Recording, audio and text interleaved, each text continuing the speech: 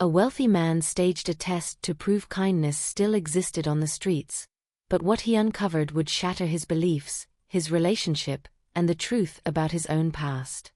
Late afternoon traffic crawled through downtown Pittsburgh, the kind of slow, restless movement where people stared at their phones and ignored everything outside their windows.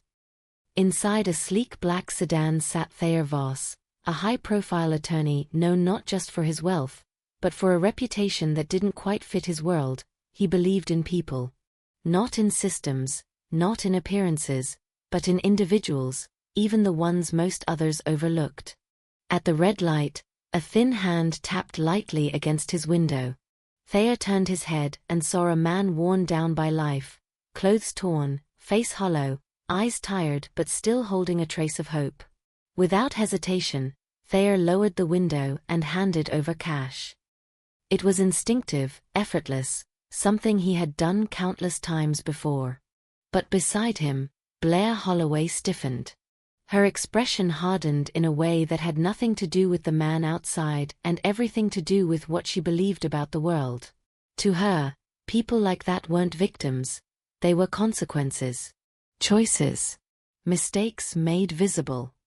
She didn't argue immediately, but the tension filled the car like a storm waiting to break. By the time they pulled up near a luxury boutique, the silence had turned sharp. Blair watched the sidewalk carefully, her eyes scanning until they landed on someone small, almost invisible to everyone else. A boy sat on a flattened piece of cardboard near the corner, dressed in worn-out clothes that didn't fit him properly. Dark, oversized sunglasses covered his eyes, even though the sun was already dipping low. He moved carefully, too carefully, like someone who relied more on sound than sight. Something in Blair shifted, but not toward empathy. Toward challenge. She proposed it like a simple idea, but there was calculation behind it. If Thayer truly believed that honesty lived everywhere, even here, then it could be proven. Or disproven. One test, one moment, one choice from someone with nothing to lose. Thayer didn't refuse. Not because he doubted her, but because he didn't doubt the boy. He stepped out of the car, the city noise swallowing him as he walked down the sidewalk.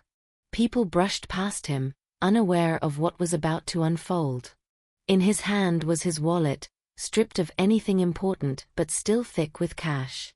Enough to change a life, or reveal a truth. As he passed the boy, he let it fall. The wallet hit the pavement with a soft, dull sound, almost lost in the rhythm of footsteps and distant traffic. Thayer didn't stop. He kept walking, steady, controlled, trusting. Behind him, the boy reacted. Kellan's head tilted slightly, catching the unfamiliar sound. His hand moved across the ground, searching, until his fingers found the object. He picked it up slowly, uncertain at first, then more carefully as he realized what it was. His movements were deliberate, almost cautious, like someone used to being wrong about what they touched. He opened it. Inside, there was no confusion about what he had found. Money. A lot of it. Enough to silence hunger, to bring comfort, to buy things he had probably never imagined owning. For a brief moment, the world seemed to pause around him, as if waiting to see which direction he would take. Across the street, Blair watched everything unfold through her phone, capturing every second. From her perspective, the outcome already felt certain. She saw the boy's hands move, saw the hesitation, then saw something that confirmed everything she believed. Keelan took the money and slipped it into his pocket. To Blair, it was proof. Clear, undeniable, expected. But what she couldn't see, what no one around them could see, was the reason behind that choice.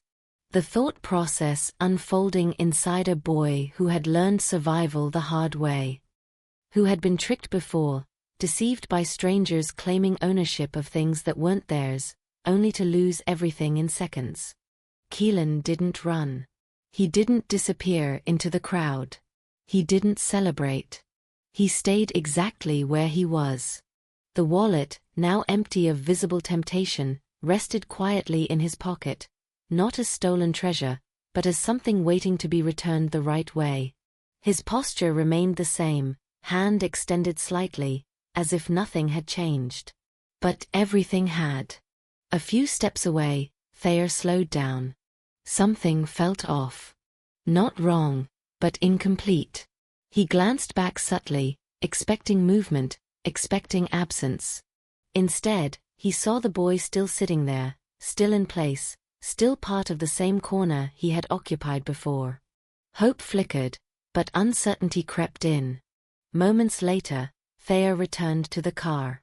Blair didn't need to say much. The video spoke for her. The evidence in her eyes was undeniable. The boy had taken the money. The test was over. The result was clear. But beneath the surface of that conclusion, something far more complicated had already begun. Because the truth of what Keelan had done, and why, had not yet revealed itself.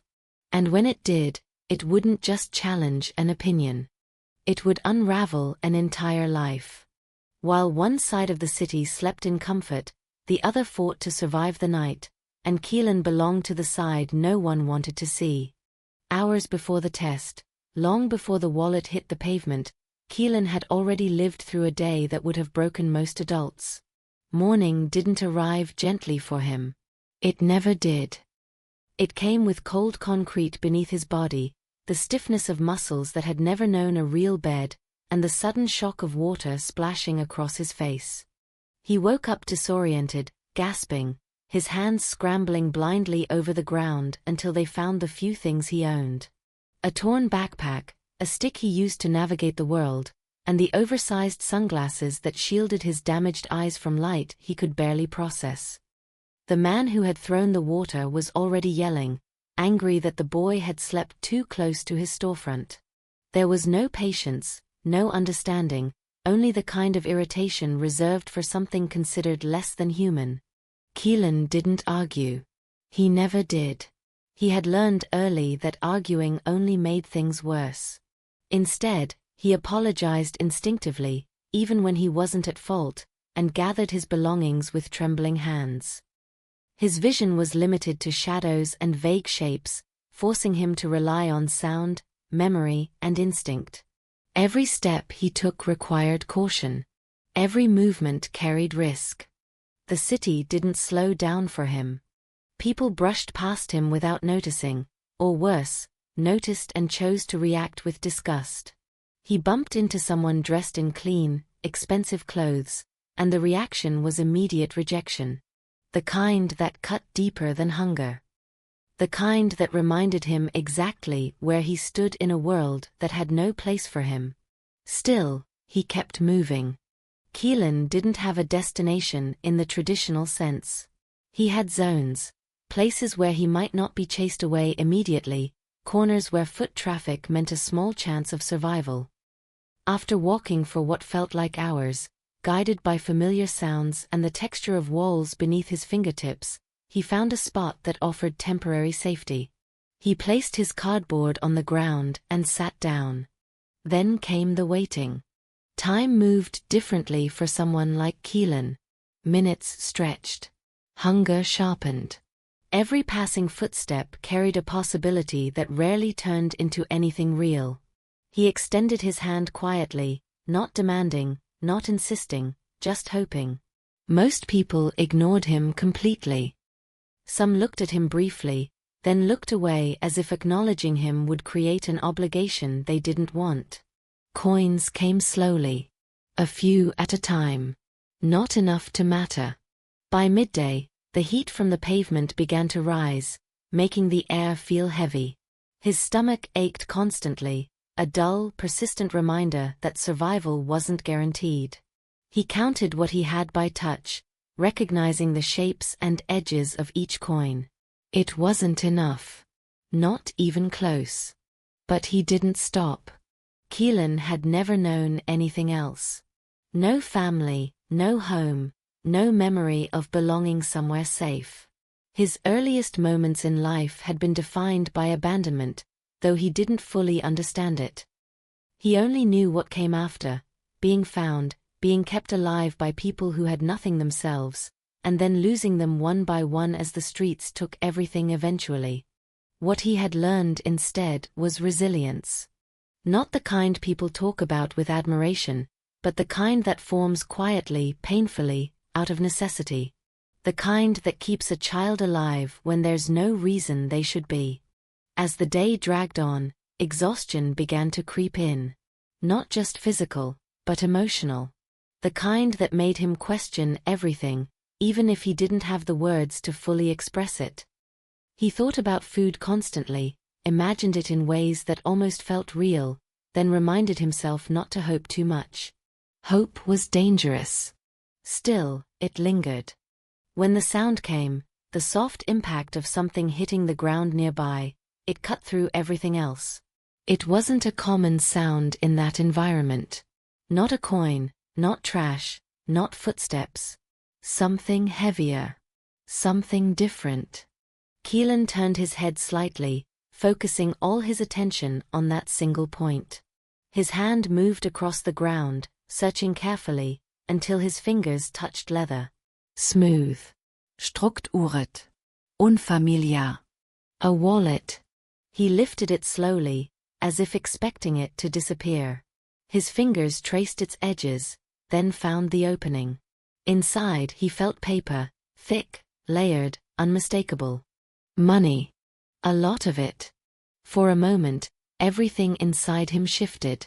Hunger, exhaustion, fear. They all collided with a possibility so overwhelming it almost didn't feel real. This wasn't a coin. This wasn't a small kindness. This was something that could change everything, even if only temporarily. Images formed in his mind. Not clear ones, but sensations. Warm food. A place to rest without fear. Clothes that fit. Glasses that didn't hurt his eyes. Maybe even a chance to stop struggling, just for a little while. It would have been easy. No one was watching, at least not in a way he could perceive. No one was asking questions. No one was claiming ownership. But Keelan didn't move the way someone planning to steal would move. Instead, he paused. Because this wasn't the first time he had found something valuable. And it wasn't the first time someone had taken advantage of him for it.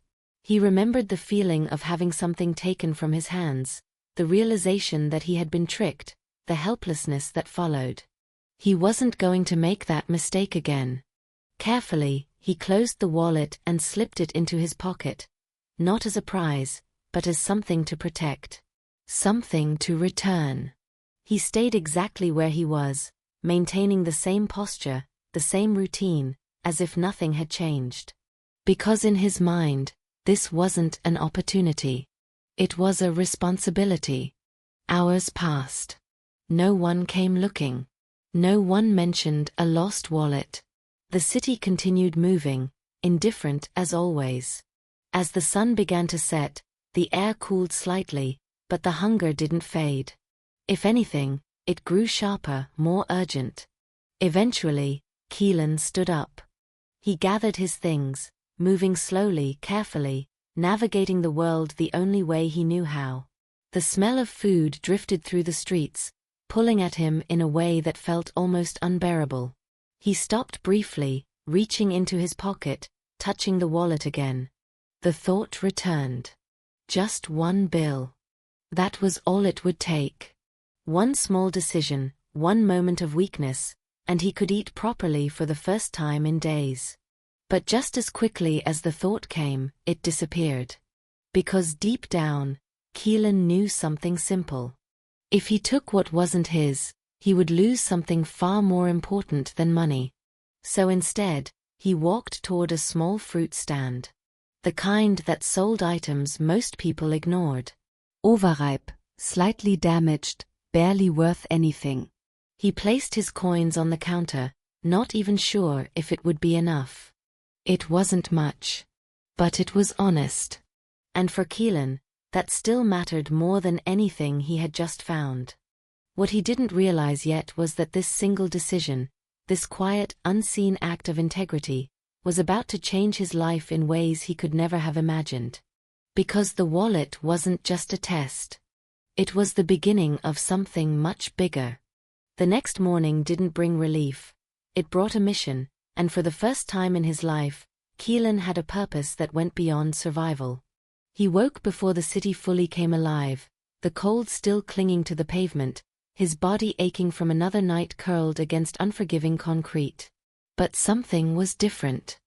The weight in his pocket wasn't just physical, it was a constant reminder of what he carried and what he had decided to do with it. The wallet. He held onto it through the night, not out of fear of losing money, but out of fear of failing the responsibility he had placed on himself. In a world where everything had been taken from him at some point, this was the one thing he refused to mishandle. Keelan didn't have a clear plan, but he had one small lead. The card.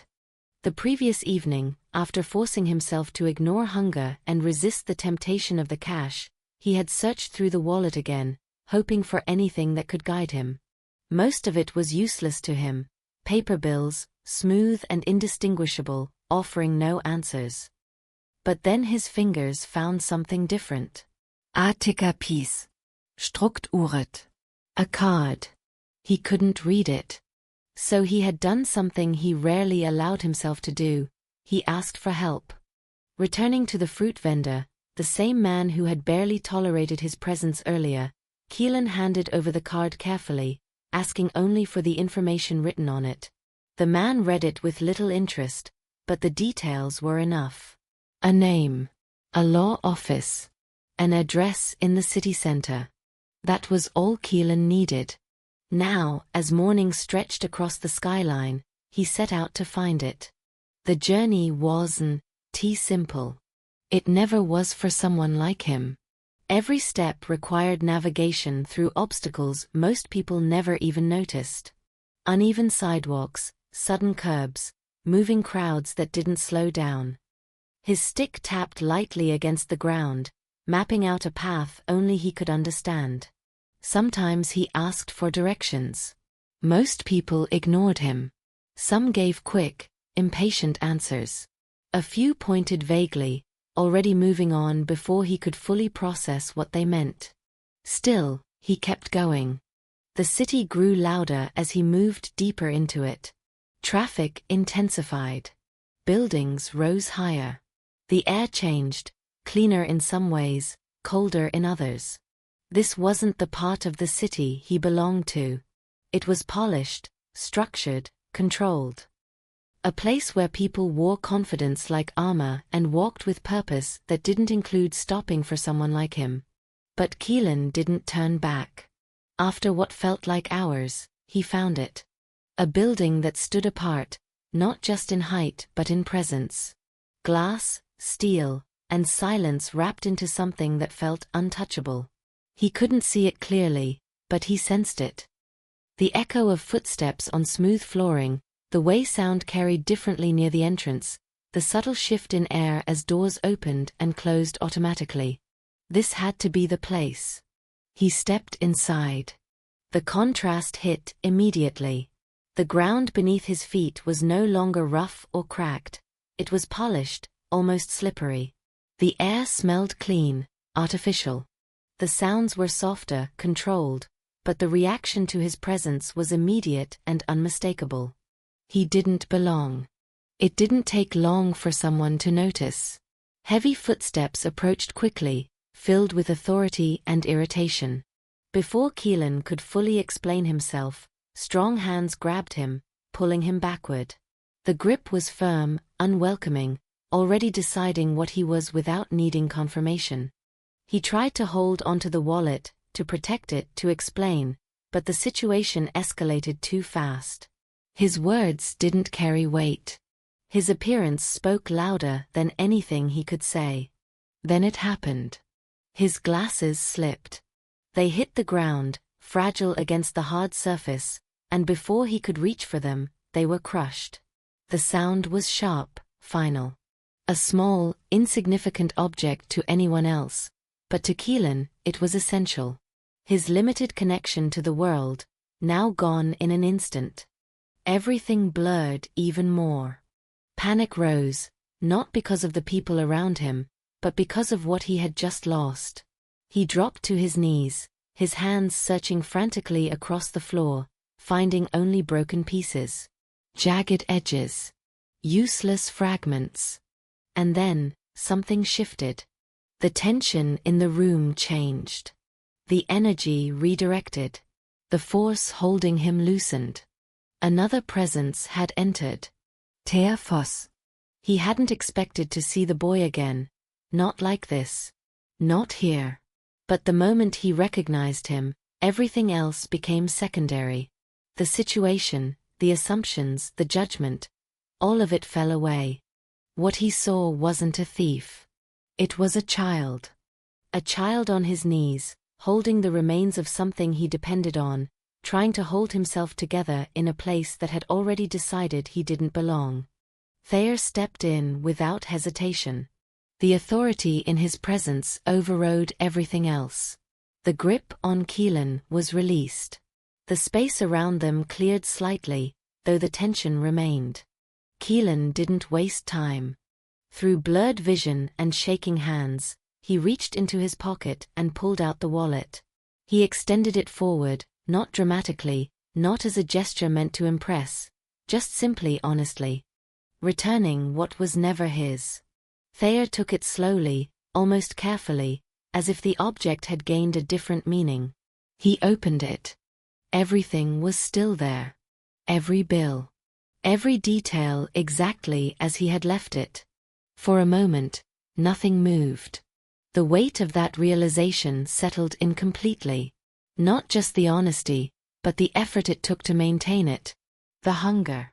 The struggle. The opportunity that had been ignored. Blair, standing nearby, felt it too. The certainty she had held onto so tightly began to crack. What she had seen the day before no longer matched what was unfolding in front of her. The narrative she believed in, about people like Keelan, no longer made sense. Because this wasn't what she expected. Not even close. And then came the moment that changed everything. Keelan didn't ask for money. He didn't reach for reward or recognition. He didn't take advantage of the situation now that he stood in front of the man who owned the wallet. What he needed was far simpler. Food. And a way to see again. That was it. The silence that followed wasn't empty. It was heavy with something deeper than surprise. It was the kind of moment that forced people to confront something uncomfortable. Truth. And for Thayer and Blair, that truth was only just beginning to unfold. That moment inside the polished lobby didn't just expose the truth about Keelan. It exposed something buried much deeper inside the people who stood in front of him. The contrast was impossible to ignore. A child who had nothing had just returned everything. And the adults who had everything suddenly found themselves questioning who they really were. Thayer felt it first. Not as a sudden realization, but as a weight that settled into his chest the moment he saw the broken glasses in Keelan's hands. The boy hadn't come for money, hadn't come to take advantage of anything. He had come to finish what he started, to return something that wasn't his, no matter what it cost him along the way. And it had cost him. The glasses weren't just an accessory. They were survival. Without them, the world around him became even more uncertain, more dangerous, more distant. Yet even after losing them, even after being dragged, judged and humiliated, Keelan hadn't let go of the one thing he came to do. That kind of integrity didn't come from comfort. It came from something stronger. Something rare. For Blair, the shift was more violent, more internal. The certainty she had carried for years didn't fade gently, it collapsed. Everything she had believed about people like Keelan began to unravel all at once. The assumptions, the distance she kept, the quiet superiority she never questioned, it all felt fragile now, built on something incomplete. She had seen him take the money. But she hadn't understood why. Now she did. And that understanding cut deeper than she expected. Without needing to discuss it, both she and Thayer moved in the same direction. Not physically at first, but in intention. The test was over. The result had already been decided, just not in the way Blair had predicted. Keelan stood at the center of it, still unsure of what would happen next. He wasn't waiting for gratitude. He wasn't expecting anything. In his mind, the situation had reached its natural end. He had returned the wallet. The responsibility was complete. What came next didn't belong to him. But what followed was something he had never experienced before. Care. Not the distant kind. Not the temporary kind. Real attention, directed at him not as a problem to remove, but as a person to help. It started simply. Food. Not scraps, not leftovers, not something handed over reluctantly, but a real meal. Something warm. Something intentional. For the first time in a long time, Keelan sat somewhere that didn't push him away. The environment was unfamiliar, almost overwhelming, but the focus wasn't on where he was. It was on what he was finally allowed to have. He ate slowly at first, unsure if it was real, as if the moment might disappear if he moved too quickly. Then the hunger took over. Every bite carried more than just nourishment. It carried relief. Stability. A brief escape from the constant uncertainty that defined his life. But the change didn't stop there. The glasses. What had been broken in seconds was replaced with something far better. Not just a quick fix, but a proper solution. Lenses designed to protect his eyes, frames that fit, something that didn't feel temporary or disposable. When he put them on, the difference wasn't dramatic in the way most people would expect. His vision didn't suddenly become clear, but it improved enough to matter. Enough to give him a little more control. A little more safety. A little more connection to the world around him. For someone like Keelan, that was everything. But what affected him even more wasn't the food or the glasses. It was the way Blair looked at him. The distance was gone. In its place was something softer, something uncertain but genuine. She wasn't observing him anymore. She was seeing him. Really seeing him. Not as part of a category, not as a symbol of something she believed, but as an individual with a story she had never considered. And that story began to unfold. Not all at once, not in perfect detail, but enough to paint a picture that neither she nor Thayer could ignore. A childhood without structure, without safety, without anything most people took for granted. A life built entirely on adaptation, on surviving situations that no child should have to face. No family. No home. No certainty that tomorrow would be any better than today. And yet, despite all of it, Keelan had chosen honesty. That realization didn't inspire pity. It inspired something stronger. Respect. As the day moved forward, the decision became inevitable. Keelan couldn't go back to the street. Not after this.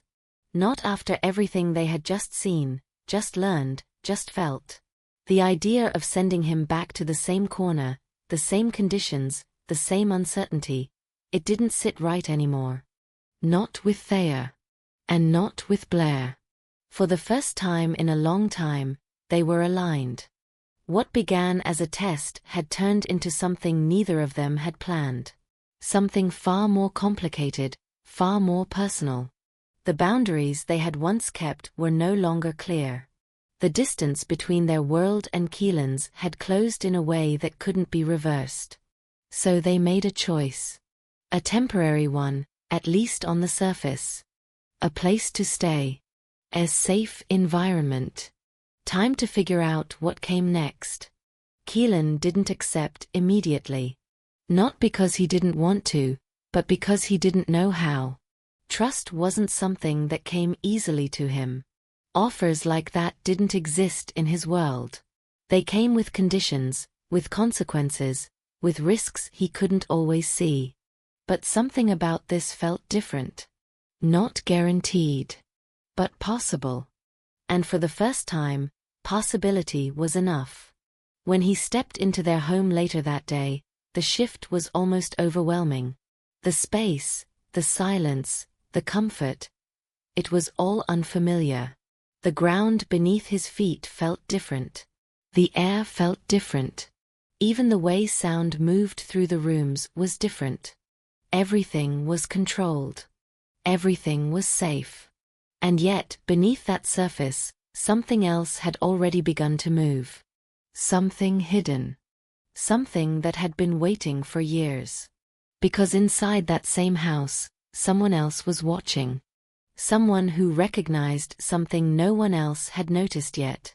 And that recognition wasn't filled with warmth. It was filled with fear. From the outside, everything looked like a quiet act of generosity, a wealthy couple helping a struggling child. But inside that house, something far more dangerous had already begun to take shape. Lenora Holloway had spent years building control over everything around her. Appearances, reputation, influence. Nothing was left to chance. So when Keelan stepped into that carefully managed world, something in her reacted immediately, not with sympathy, but with recognition she didn't want to face. At first, it was subtle. A glance that lasted a second too long. A pause in her breathing when the boy adjusted his glasses. The way her attention kept returning to his face, not out of curiosity, but as if she were searching for something she hoped not to find.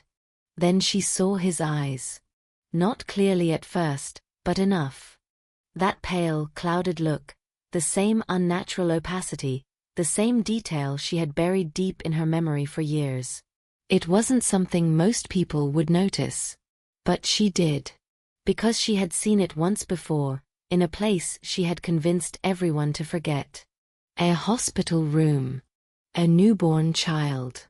A decision. The past didn't return gently. It hit her all at once. 10 years earlier, when Blair had given birth, everything had seemed perfect, until it wasn't. The child had been alive, breathing, fragile but real. But when Lenora saw the baby's eyes, something in her hardened instantly. To her, it wasn't just a medical condition. It was a flaw. A weakness. A future she refused to accept for her daughter. In that moment, she made a choice that would shape everything that followed. She didn't ask permission. She didn't hesitate. She removed the child from that future entirely. Through money, pressure, and influence, she controlled the narrative. The doctor complied. The story was simple, clean, unquestionable. The baby hadn't survived. Blair believed it. Thayer believed it. And Lenora made sure there was nothing left to challenge that version of events. But the child had not died. He had been discarded. Left where no one important would ever have to see him again. Or so she thought. Now, years later, that same child sat in her house, alive, breathing, existing in a way that threatened everything she had built. The resemblance wasn't obvious enough for others to question, but for her, it was undeniable. Keelan wasn't just a random boy. He was a mistake that had returned. From that moment on, everything she did was driven by one thing: fear. Not fear of the boy himself, but fear of exposure. If the truth came out, it wouldn't just destroy her image. It would destroy her daughter. Her family. Everything she had justified all those years ago would collapse into something unforgivable. So she acted. Not openly. Not recklessly. Lenora was too calculated for that. Instead, she observed. Waited. Confirmed what she already suspected. That confirmation came quickly. Without anyone noticing, she took what she needed, a small piece of evidence, something that could prove or disprove everything. A strand of hair. A sample. Enough for a test. The results came back faster than expected. There was no doubt. Keelan was Blair and Thayer's son. The truth, sealed in clinical certainty, sat in Lenora's hands, and with it came a realization she refused to accept. The boy wasn't just connected to the past. He was a threat to the future. And Lenora didn't tolerate threats. Her mind moved quickly, methodically, eliminating options. Ignoring him wasn't possible anymore. Removing him from the house wouldn't be enough. Too many questions. Too much risk. The longer he stayed, the greater the chance that something would surface, that someone would notice, that Blair might begin to feel something she couldn't control. Lenora needed a permanent solution. That decision didn't come with hesitation. Only execution. She prepared everything carefully. The house remained calm, routine unchanged, nothing that would raise suspicion. Dinner was arranged like any other evening, elegant and controlled. Every detail maintained the illusion of normalcy. Except for one. The dessert. Individually prepared, identical at first glance, placed neatly in the refrigerator. But one of them was different. Subtly. Invisibly. Laced with something that ensured finality. It was precise. Targeted. Untraceable without suspicion. And Lenora made sure it was positioned exactly where she could identify it later. There would be no mistakes. No confusion. At least, that was the plan. What she didn't account for was something she couldn't control. Keelan himself. Earlier that evening, before dinner began, he wandered into the kitchen alone. Not out of curiosity, but out of habit. Hunger didn't disappear overnight, even after being fed. It lingered quietly, constantly reminding him to look for opportunities, to be aware of what was available. He opened the refrigerator slowly, carefully. The scent reached him immediately, sweet, unfamiliar, tempting. His hand moved forward, exploring, until he found the desserts. Smooth containers, cool to the touch, arranged neatly. He picked one up. For a brief moment, he considered it. It would have been easy. No one was there. No one would have stopped him. And after everything he had been given that day, after the food, the care, the kindness, it felt like something small, something insignificant. But that same instinct returned. The one that had guided him since the beginning. This wasn't his. So he put it back. Carefully. But not perfectly. The arrangement shifted slightly. Not enough for most people to notice, but enough to change everything. When dinner began, the atmosphere felt lighter than it had in years. Blair had changed in ways even she didn't fully understand yet. There was warmth in her actions, softness in her attention toward Keelan, something that had been absent for a long time. Thayer noticed it.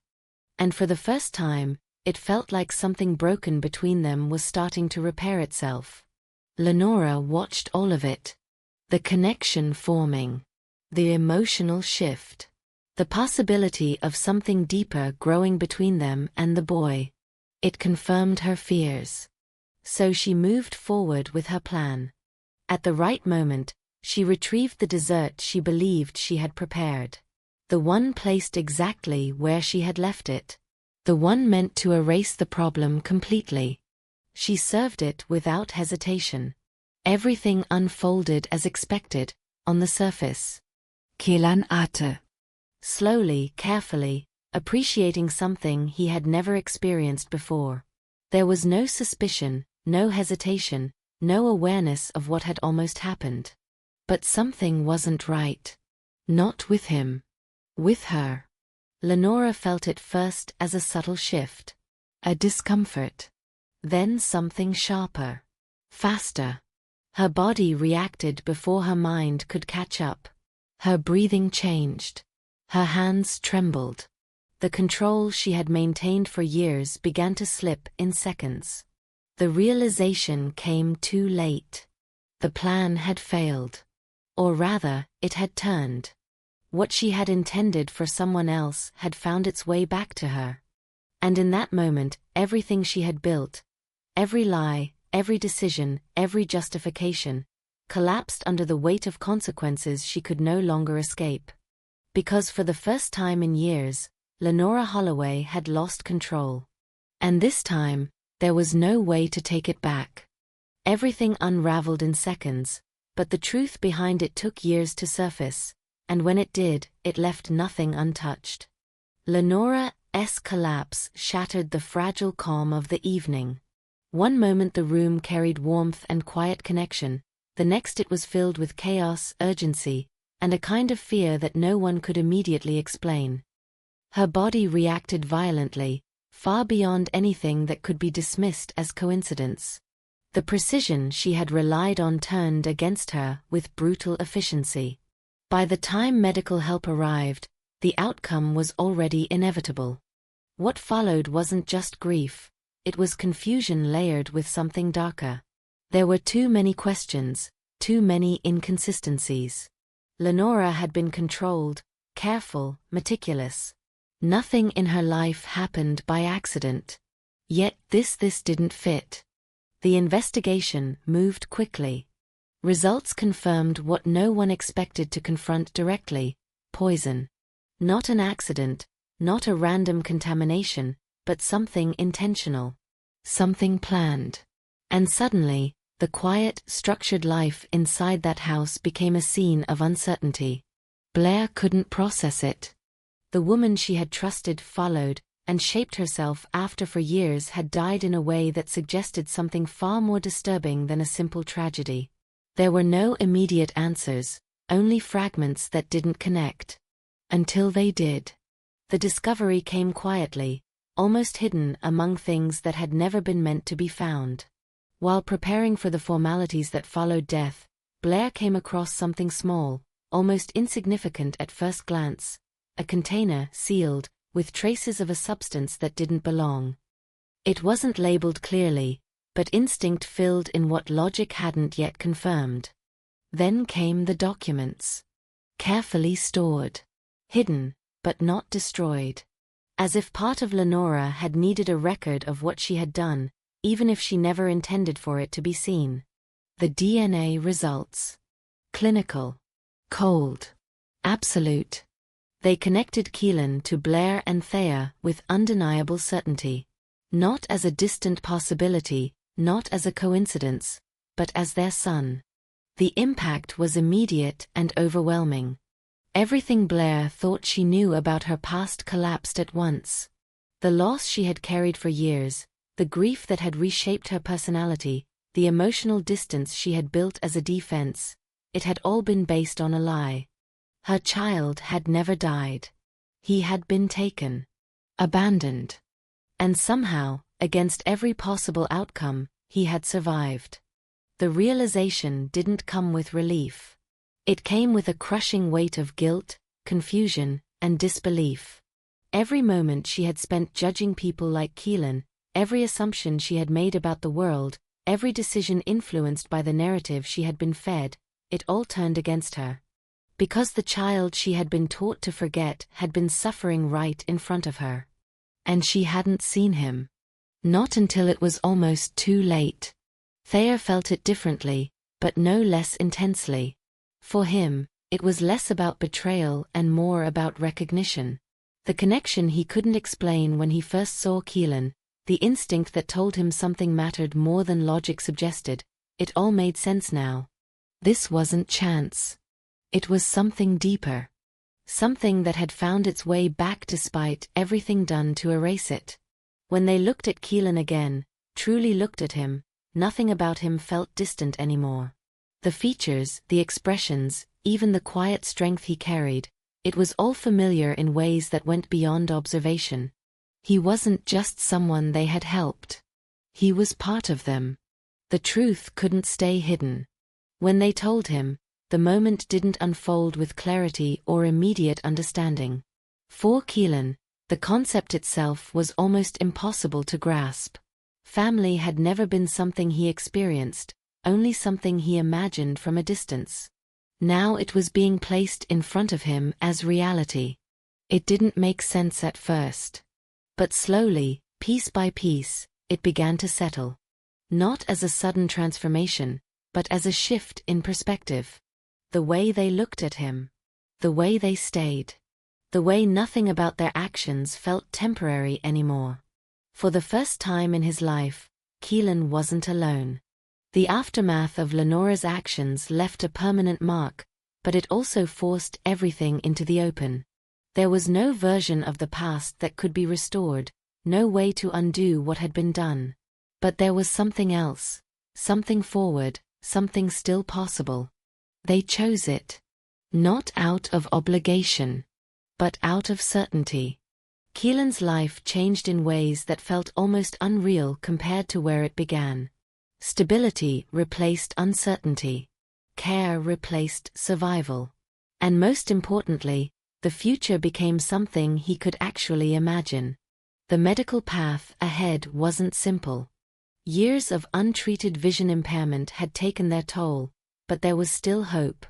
Procedures, treatments, possibilities that had never been available to him before.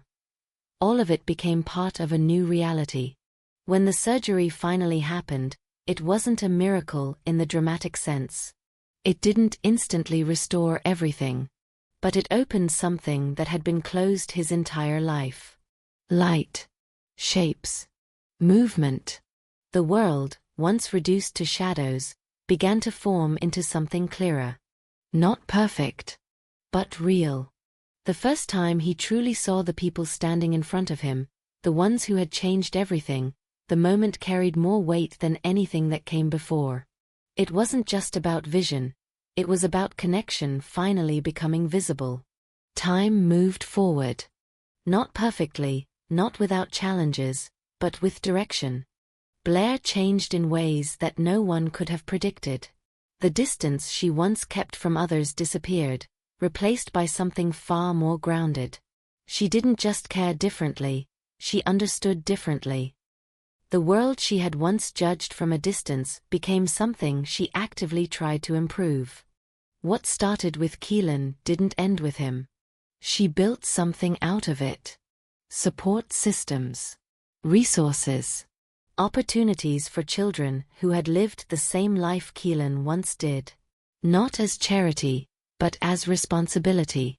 Thayer remained steady through it all, the same belief he had carried from the beginning now reinforced by something undeniable. He hadn't been wrong about people. He had just underestimated how far that truth could go. And Keelan. He became something no one expected. Not defined by what happened to him, but shaped by how he responded to it. His past didn't disappear, but it no longer controlled his future. He learned, adapted, grew into a version of himself that carried both strength and understanding. He never forgot where he came from. But he no longer had to survive it. What began as a test meant to expose dishonesty ended up revealing something far greater. How easily people misjudge what they don't understand, and how powerful a single act of integrity can be when everything else says it shouldn't exist. Because in the end, it wasn't the money that mattered. It was the choice. And that choice changed everything.